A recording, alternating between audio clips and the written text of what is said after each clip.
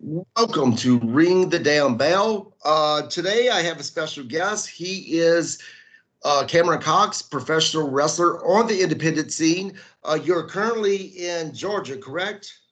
I live in Georgia. Right now, the show I'm working for is out of Tennessee, though. Out of Tennessee. Okay, awesome. So, Cameron, to get right into it, one thing that really surprised me was when I went to watch some of your matches.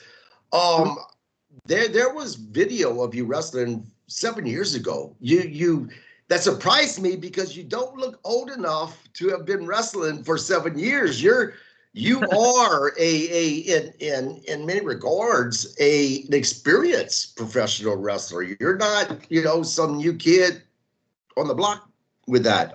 When did you actually debut? Um, let's see. I started training in 2014. There was a show called Empire Wrestling. It ran out of Rossville, Georgia, about 15 minutes from where I live. Um, I would say I trained there for about a year. They made me a ref like along the way and whatnot. I probably started wrestling like early 2015. So, Okay. And what made you get into this? Were you a big wrestling fan as a kid? oh, absolutely. Like, I don't know what it was, man. I mean, I can sit here and say the same thing that, you know, everybody says that grows up as a wrestling fan. I don't know. It's just all I ever wanted to do. And I mean, I don't think anybody believed me that I was going to do it because I was always kind of little, but Mm. I ended up doing it. So, So, did you go to wrestling school? yeah, like I said, I went and got trained like professionally and whatnot. Actually, right before COVID shut the whole world down, I was going to the Nightmare Factory. Mm. Okay. Did you proceed after everything opened back up or no? I didn't. I just at the time I didn't have like a way to get there and whatnot, and money was kind of tight at the time, so I just kind of stuck around in the area. Okay, so what did your family think about you deciding that you wanted to be a professional wrestler? Oh, they were all behind it. I mean, I know I drove them crazy growing up as a kid, being a wrestling fan, but like, they supported me. I think by the time I was like 16 and I started kind of like working out and stuff like that, my mom and my stepdad were like, man, he's really serious about this. This is what he wants to do. So they've always supported me with it. Okay, have you primarily been a baby face, a heel, a mixture of both? Mostly a heel. I would say like in the 10 years I've been doing it, yeah, I've been heel more than anything. So, Now, is that by your own preference, or is it just the particular promotion that you work for? I mean, my own preference. I mean, I've worked for shows that are like, hey, we just need a baby face. It'll just be a one-off thing, which I'm fine with. I just have more fun as, being a heel and whatnot. I feel like I have a little more freedom, and honestly, I can just be myself, which is kind of a jackass. So, Right. So what promotion are you with right now? it's called Championship One Wrestling. It runs out of Okay, Tennessee. So, out of Tennessee. Okay, yeah. Oh, and how long have you been with those guys? they've been running since March of 2023. So I've been there since they opened up. I was actually on their very first show. Oh, nice. So do you guys travel around a lot, or you just mainly stay in the Tennessee area? We stay like in the McDonald, Tennessee area. This past March, we actually went to the Cleveland Armory here in Tennessee, and we packed it out. I think we had over like 300 people, so it was like our year one anniversary show. So, Nice. Now you have held titles before. What titles have you held? I mean, I don't want to name off like a bunch of random indie promotions, but I've been tag team champion multiple times. Guess kind of like the mid card champion a few times. Actually, a couple of times I was for two different promotions. Actually, C1W was one of them. I was their first ever mid card champion. Um, I want to say I've actually held the heavyweight title two or three times in my career. So, Oh, nice. So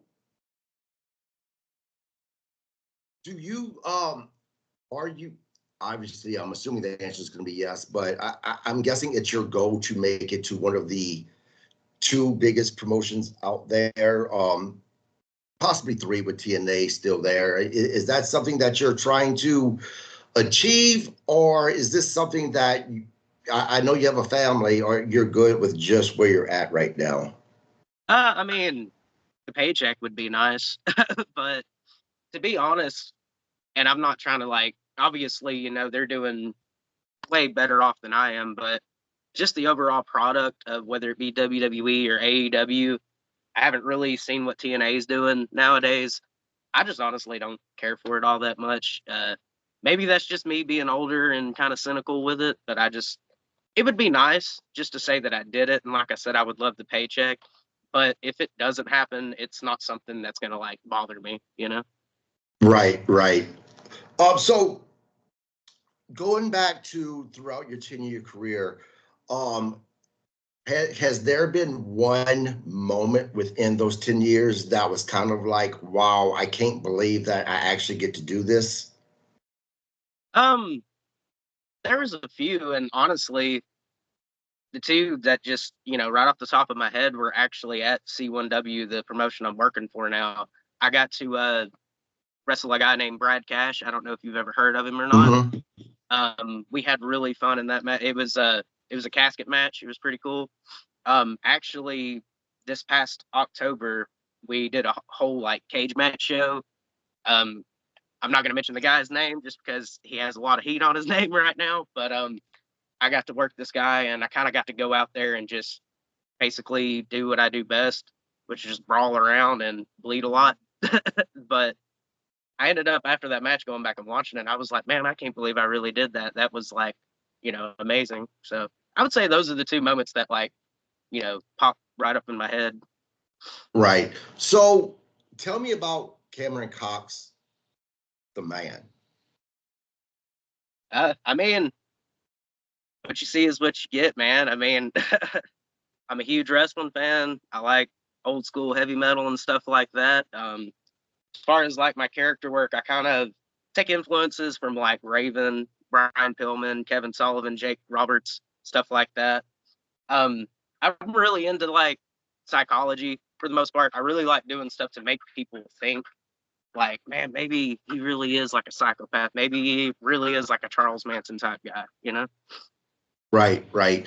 Um, Now, with your training that you went through, how long were you trained? How long were you in training before you actually had your first match? It was close to a year. I would say because I want to say I started training like the first day I went. It was like June of 2014. So I would say maybe March or April 2015 I actually started wrestling. So it was Right, close to and you always hear a lot of professional wrestlers talk about how grueling the training is. Matter of fact, I had a friend of mine who went to Shawn Michaels' wrestling school years and years ago, and he was saying that a good, a large percentage of guys don't make it. So talk me through your training starting from day one and learning how to take the bumps and all that you have to go through. from what I remember, they had us show up to like one of the local high schools, like on the football field where like the track is. And it was basically like an endurance test at first, just to see like if we were in good enough shape, if we were going to be able to like handle that much physicality. Um, from what I remember, I mean, there was like four of us, and they were like, "Okay, y'all are good. Y'all just need to, work on your bodies a little bit and whatnot." After that, dude, it was hell. It was awful. Luckily, I guess just through osmosis and watching it all my life, I kind of picked up the bumps and stuff like that and the moves pretty quickly. I think my biggest thing was the psychology aspect because, I was an 18-year-old kid that just wanted to do move after move after move. And Right, after getting slapped around a lot and dropped on my head a lot, I kind of got a little smarter about it. right. And so you're the physicality of learning how to take bumps. Um, Man, how long was it before you started to form those calluses that you wasn't waking up every morning just in god awful pain? I mean, I still wake up in pain. I ain't gonna lie, but I would say probably right before I actually started wrestling is when I noticed like the bruises on my back from hitting the ropes. They started to go away.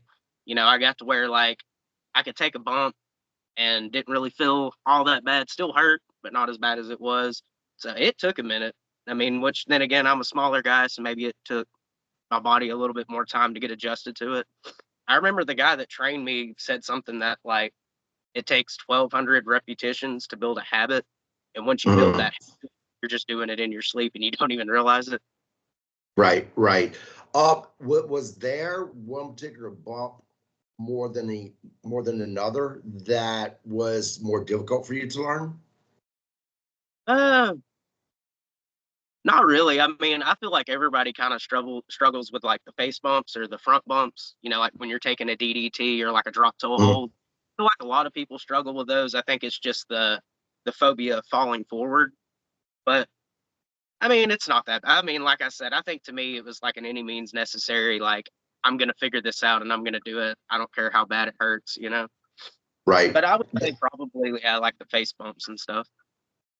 Now, have you been fortunate that you've been able to escape any type of injuries? Have you suffered a lot of injuries? I mean, I have nothing too serious. I mean, knock on wood, but I've never broken a bone my entire life. I've had plenty of concussions. I know.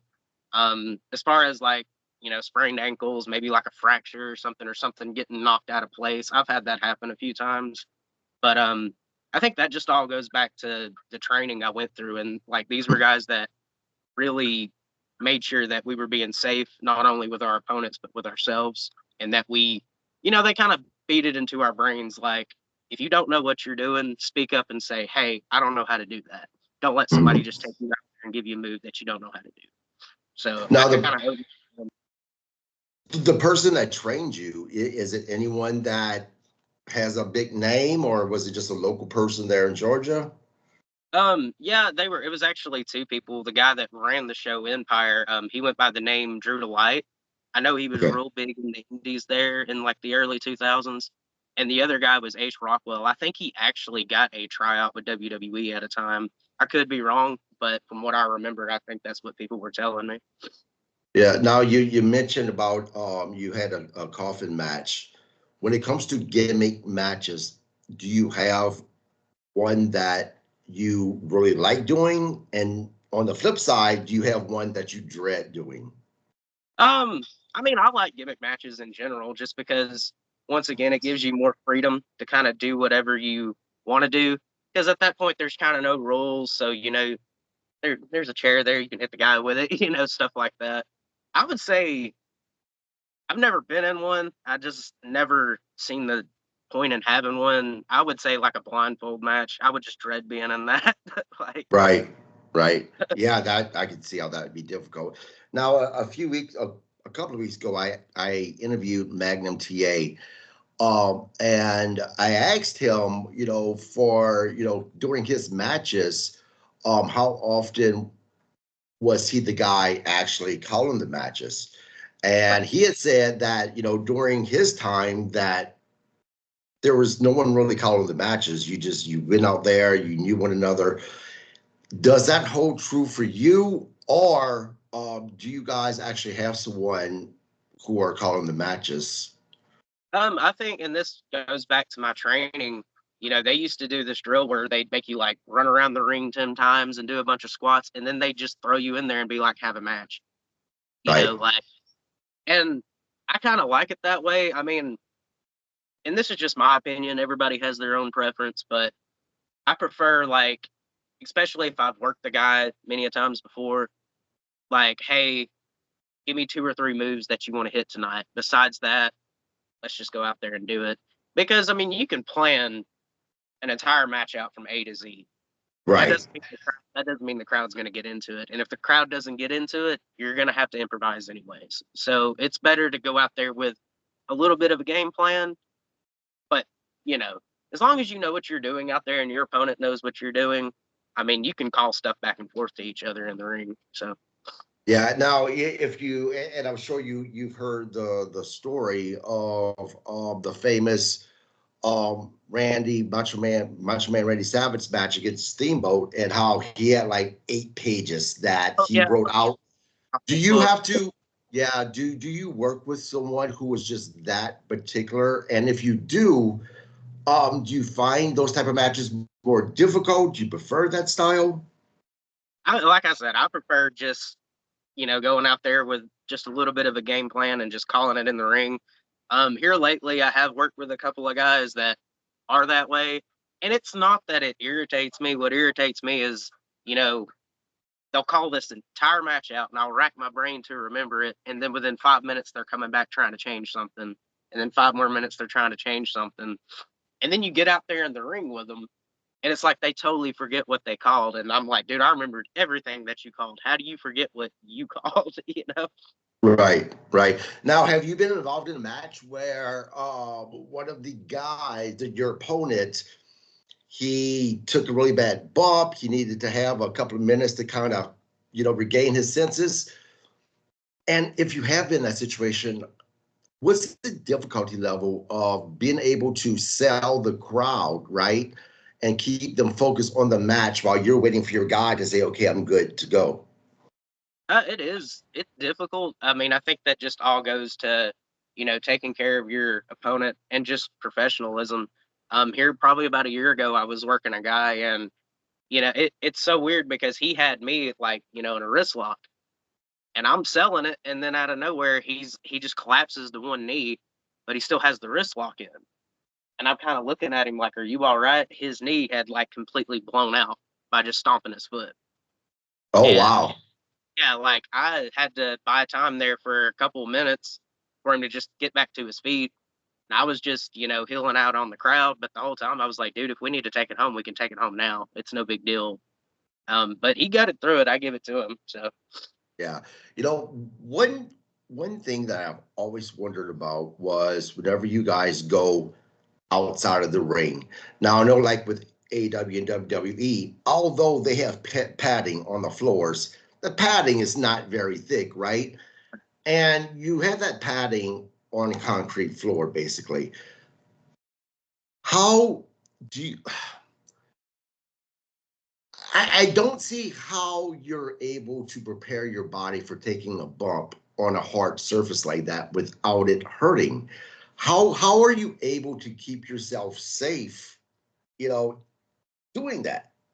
I mean, I get those questions a lot. Even like somebody that gets into a ring for the first time, they're like, "How do y'all land on this without getting hurt?"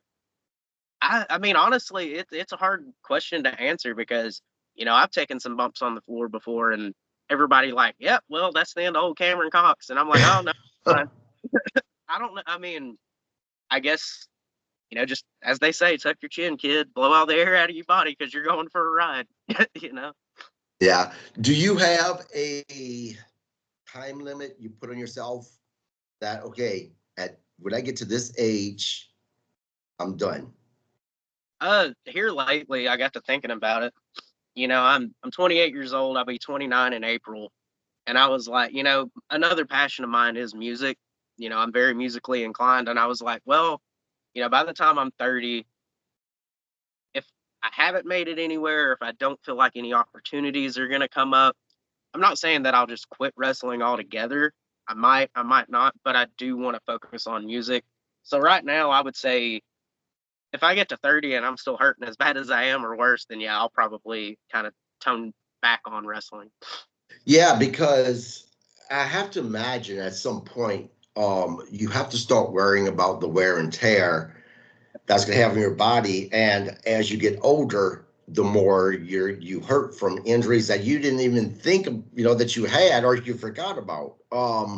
Is that something that at this point in your career that you're really thinking about and it concerns you? Yeah, I mean, there's been times it hasn't done it in a while, thankfully, but there's been times like I've gotten out of bed or just like stood up out of a chair, and it's almost like the best way to describe it is like my hip will pop out of place and then pop back in real quick, and it sounds like a shotgun going off when it pops back in. Right. Like I don't know what I did to my hip, but I did something to it. My shoulder bothers me a lot. Of course, my lower back and my neck. Um, I'm still moving though, so I'm thankful for that. But yeah, I've Yeah. definitely here lately as I've gotten older, I'm like, yeah, maybe I need to start kind of toning back on the bumps, or at least not take as many big bumps unless it's like a big show or a big to-do type match, you know? Right. Right. So is there anything you won't do for the sport? And what I mean by that is, say a WWE, a AEW, or even a TNA, they want to sign you to a contract, but they say, but we need you to cut your hair really short, right? Uh, Do you have your limits of what you will do? um, I mean, I've been, people have approached me with the idea of, hey, what about a hair versus hair match? And I'm like, I ain't losing, you know? I guess I think if there was enough money there and they were like, hey, if just one time, just shave your head, you can grow it back. We'll never make you do it again. Yeah, I'd probably do it. As far as I don't know, just maybe like just not. I'm real big. Like, how do I put this? I look at it this way: there's a difference between a gimmick and a character. A gimmick is like, here, you're TL Hopper. Right. They're giving it to you, and now you have to figure out how to be a plumber. A character is like your actual personality turned up to 11. So I feel like I can do gimmicks, but if somebody hands me a gimmick that's just ridiculous, like a TL Hopper or something, then yeah, I'm probably not going to do it. Um, Yeah. Really not. There's certain things I'm uncomfortable with as far as move wise, but as far as like a gimmick or a storyline, nothing really bothers me all that much. I think it's just when people won't let me like be my authentic self is when I'm kind of like, nah, man, I've got to do me, if that makes sense. Yeah, no, it does. Now you mentioned about, your love of music. Are you a musician? Yeah, I play guitar. I play drums, a little bit of keyboard, of course, play bass. If you can play guitar, you can play bass. So, Yeah. Are you in a band currently as well? no, I'm not. Actually, when I started wrestling, I kind of just stepped away from like playing guitar and playing drums and stuff like that. I'm kind of getting back into it a little bit. So, like I said, never know what the future holds. I have friends that are in bands and whatnot, and they're like, "Oh, you should come jam with us," and I'm like, I don't know. Yeah. So I imagine the 10 years that you've been wrestling, you've had to, well, I assume that you've had to have matches for people with people that you really didn't care for. Has there ever been a situation that they wanted you to put someone over that you were just like, I am not putting this guy over for whatever reason? I'm not asking for names either. Oh no, like I've never been that way. Like I look at it, and it all goes back to professionalism. I mean, me and you could hate each other, but if they want us to work for 15 or 20 minutes, as long as we can get along for that 15 or 20 minutes and not try to kill each other, I'll put you over. It doesn't matter to me. Just sell my shit and I'll sell your shit. you know? Yeah, because I mean, I imagine there's that level of trust because regardless of people who think that, oh, this isn't real, you're literally risking your life. You're putting your trust in your life in someone's hands when you get into that ring. So I imagine that if you have heat for whatever reason with anyone, that you still have that level of trust that you know that they won't hurt you, or else you wouldn't get into the ring with them.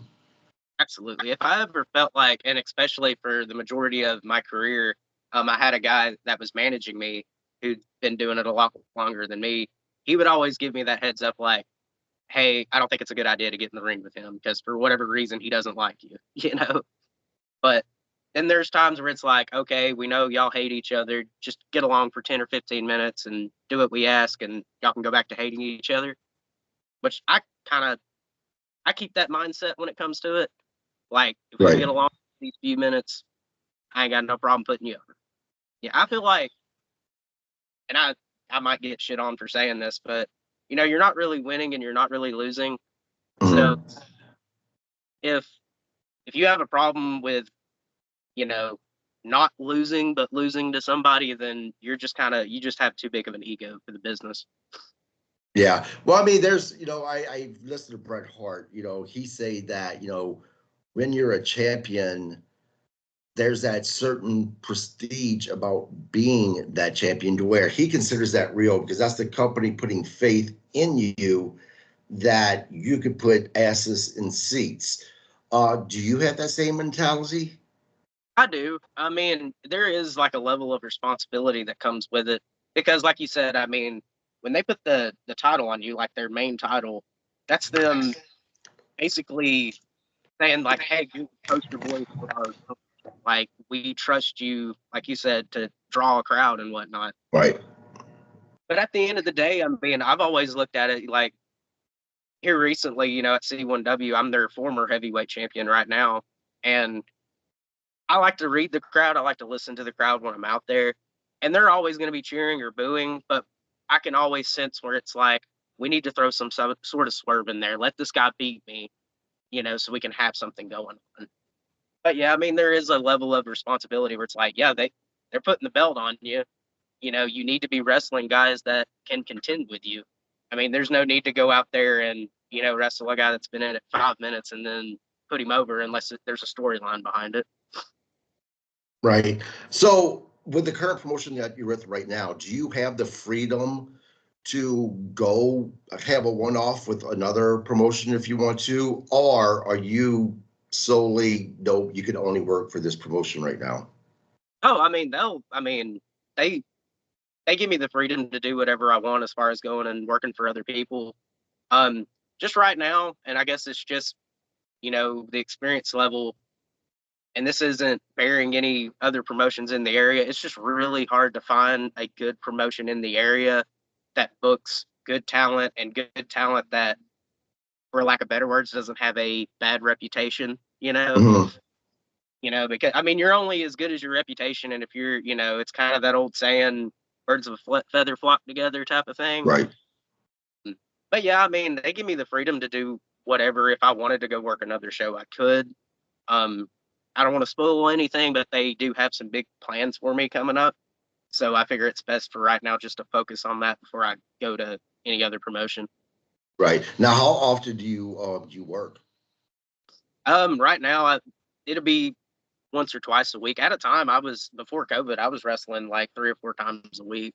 So Wow. So, I want to talk about current professional wrestling. Right? One of the big issues that has recently happened was with AEW with the Hangman Adam Page match versus Swerve Strickland, the lights out in the cage, which was pretty violent.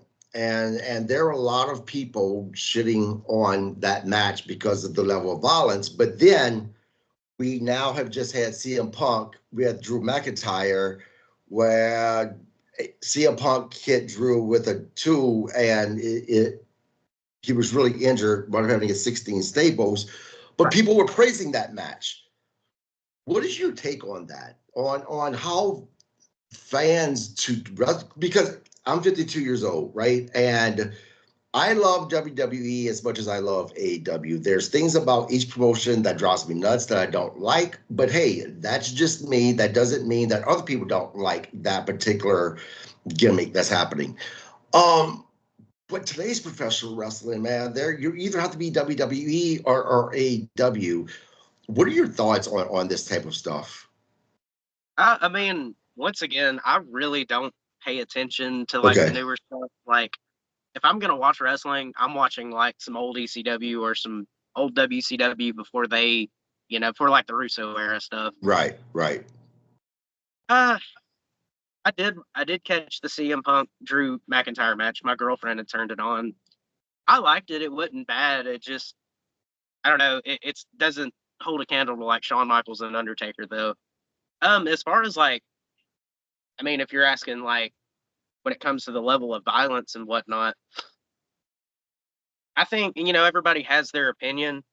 Um, in my opinion, I feel like you can only do so much until it's like, well, now you have to pull out a gun and shoot somebody in the ring or Right. stab for real in the ring. Um, and on top of that, and this is nothing against Adam Page or what was the other guy's name? Swerve Strickland. Okay. It's nothing against them, but when you look at the drawing power of a Drew McIntyre and a CM Punk, they're going to outdraw them. And this is no offense to them. They're going to outdraw them no matter what. So, yeah, they can go out there and have a violent match and people are going to praise it because WWE, that audience doesn't see that stuff all that much. With AEW, I've noticed that it's like every other week they're taking some crazy bump, going through like a pane of glass, powerbombing somebody on a cinder block or sticking a syringe through somebody's mouth, which is cool. I mean, if that's what you're into, man. But, you know, how do I put, and I don't want to get into like intergender wrestling, but it's kind of the same concept of, you know, if you're not a wrestling fan and you're flipping through the channels and you got your kid next to you and you see Chris Jericho with some 120-pound chick, he's got her in the lion tamer and she's screaming and he's just getting all of it, you're not going to let your kid watch that. I mean, because it's on like a nationally broadcasted station, you know? Right. I think that's the big thing with AEW is like they got to stop and go, hey, we're always going to have these hardcore fans. And when I say hardcore fans, I just mean hardcore wrestling fans in general that are going to watch anything.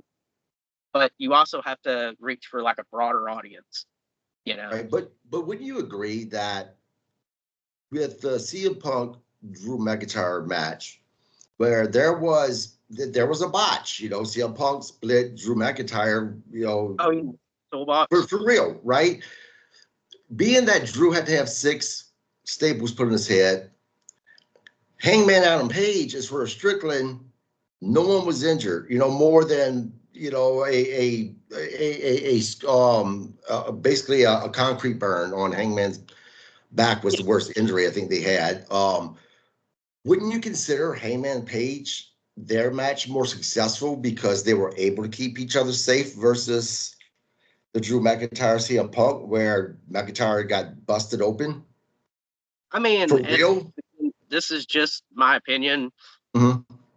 You know, the wrestling business, well, it is a business. Right. So, you know, if somebody gets hurt, that's unfortunate. But they obviously drew more money and drew a bigger crowd. People have seen it. So it's still a success or more of an success in my opinion. But once again, I didn't see the Hangman Page match. Right. Like I said, I'm just not big into new wrestling. That's why I kind of like, you know, a stranger when it comes to this because I'm like, I really don't want to state my opinions too much because I really don't pay attention to it too much. Okay. So who was did you have your favorite wrestler coming up? Like who was your guy that you just idolized that made you want to get into the business? Like currently or just all time? Just all time. You know, the person who was more influential on you as you were watching it when you were younger that led you to get into the business. I would say probably my first favorite wrestler, like growing up, was Shawn Michaels. I remember like my cousin had like a Best of Shawn Michaels VHS, and it had like him and Razor Ramon in a ladder match, and I was like hooked right there. I would say like if I had to name 3, I would say Shawn Michaels just for the athletic ability and whatnot. Of course, Raven just from the psychology. I love the gimmick of just the overall character and the violent matches. And honestly, don't judge me on this, but I try to separate the art from the artist, Chris Benoit. Yeah. I agree. I think the character, the wrestler, Chris Benoit should be in the WWE Hall of Fame or any wrestling Hall of Fame as far as I'm concerned.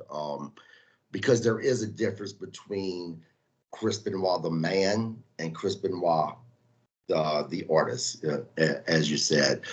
Who do you think is the most, or who was the most underrated professional wrestler that you watched growing up that doesn't get the credit that you think they deserve? There's a few names that pop up, like just right off the top of my head. I would say Dean Malenko, honestly. Dean Malenko won. If you're more of like a hardcore fan, like hardcore style of wrestling fan, I would say Spike Dudley, honestly. Yeah, interesting. Now, is there anyone that you would say, if I had to look at your style of wrestling, Who would I say you reminded me of? Well, I mean, that would be your preference if you watch. Oh, right. I've heard a lot of people over the years, and I never realized it until here recently.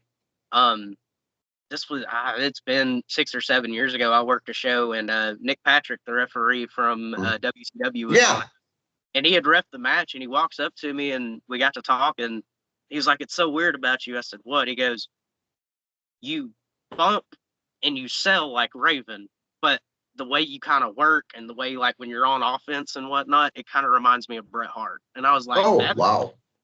that's weird. And then of course, I guess just character work. A lot of people have said that I remind them of like Lionheart, Chris Jericho back in the day. Yeah. Has there been any big name legends that you've had the pleasure of sharing the ring with? Not really. The only one that I can remember would be Johnny Swinger. Okay. Okay. Let's put Brett Cash up there. I mean, I still consider him a deathmatch legend. So Right, right. Do you like death matches? to a certain extent. Like I don't want to see a whole card or a whole show of nothing but death matches. I feel like if there's a good story behind it and there's a reason why they're trying to kill each other out there, Right. then I can get into it. But as far as sitting down and like watching a whole tournament of it, I probably get 2 or 3 matches in and I'm like, all right, I'm gonna go drink a beer. Screw this. Yeah. Now, have you ever been in a death match? No, mostly just like hardcore matches, cage matches, dog collar matches. As far as like a death match, no, I haven't been in one. Is that something you would be interested in? Depending on the person it would be with, like I'd be working with you. Yeah. Because that like Yeah. it goes back to the level of trust, Right, right. Well, Cameron, thank you so much for coming on. I appreciate it. I'm going to start getting a lot more into wrestlers on the independent scene. They're the future of our business, and I want to try to, as I work my podcast up to be something. I also want to give spotlights to a lot of the wrestlers on the independent scene as well. So, thank you so much for your time. I really appreciate it. You're more than welcome to come on anytime you want to. I enjoyed our conversation. I really do. Is there any dates that you want to tell people about? Actually, if you don't mind me plugging Sure. it, 2 weeks from now, October the 26th, I believe, it'll be at Championship One Wrestling in McDonald, Tennessee. The address is 130 McDonald School Road. We are doing our second annual all cage match show. I will be taking on a guy named Robert Blade for the C1W Heavyweight Championship. We will have a War Games match for the main event. And we will also have Al Snow there doing a meet and greet, and I'm sure he'll hop in the Wow. ring and do something. So Wow, yeah, that sounds interesting. If I live close to Tennessee, I'd go check that out myself. So, well, good luck with your match. Hope you get the championship. Hope you win the championship. Everyone, please subscribe to my YouTube channel. Cameron is actually on YouTube, so if you want to see a lot of his matches, go check him out. I enjoy watching quite a few of his matches. I think he's definitely worth a look and see what he's all about. Thank you again, Cameron. I appreciate it. You have a great day. You All too, right. man. Bye-bye.